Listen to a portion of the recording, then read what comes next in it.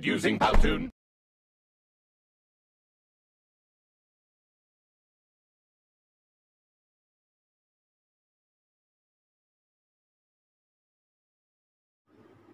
Bismillahirrahmanirrahim.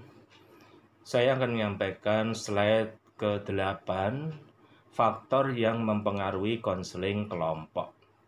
Yang pertama, membina harapan. Seperti kita ketahui bahwa harapan merupakan obat dari berbagai macam penyakit, baik fisik maupun psikis. Karena dengan harapan ini akan menimbulkan perasaan optimis pada diri konseli atau klien, sehingga mereka itu akan berusaha belajar memahami dan mengembangkan potensi yang dimilikinya. Kemudian yang kedua, universalitas.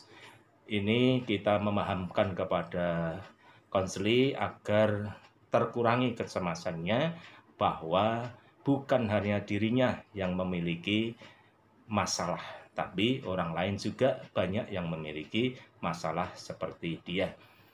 Yang ketiga adalah pemberian informasi. Informasi itu diperoleh bisa melalui pimpinan kelompok atau dari anggota kelompok yang lain. Yang keempat, altruisme.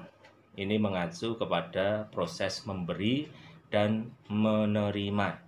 Bagaimana seorang konselor memberikan informasi dan juga menerima informasi. Yang kelima adalah menjalin kedekatan emosional antar anggota dengan konselor.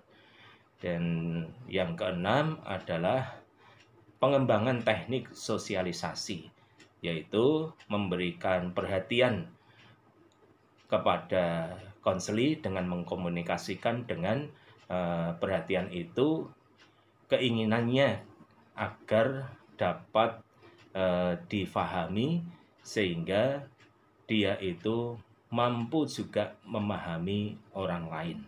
Yang ketujuh adalah peniruan tingkah laku. Seorang konselor memberikan model positif dalam dirinya agar ditiru atau memberikan gambaran-gambaran model positif yang lain agar seorang konseli itu bisa bertingkah laku lebih positif. Yang kedelapan adalah belajar menjalin hubungan interpersonal, berani mengekspresikan dirinya di dalam kelompok. Kemudian struktur anggota kelompok. Konseling kelompok itu dilakukan biasanya 4-12 klien. Jika kurang dari 4 itu kurang efektif, akan tetapi semua itu tergantung kepada konselor. Homogenitas kelompok, yaitu tidak ada ketentuan yang baku dalam menentukan karakteristik klien. Kemudian sifat kelompok, yaitu sifatnya bisa terbuka dan juga bisa tertutup. Dan waktu pelaksanaan itu ditentukan oleh kebijaksanaan konselor yang menentukan kapan dan berapa besar permasalahan yang akan dihadapi. Itu konselor menata waktu pelaksanaannya. Kemudian tahapan konseling kelompok. Yang pertama adalah pra-konseling. Pra-konseling ini adalah persiapan pembentukan kelompok. Kemudian tahap kedua adalah tahap permulaan, yaitu dengan terbentuknya struktur kelompok. Yang ketiga adalah tahapan transisi, di mana mereka menyampaikan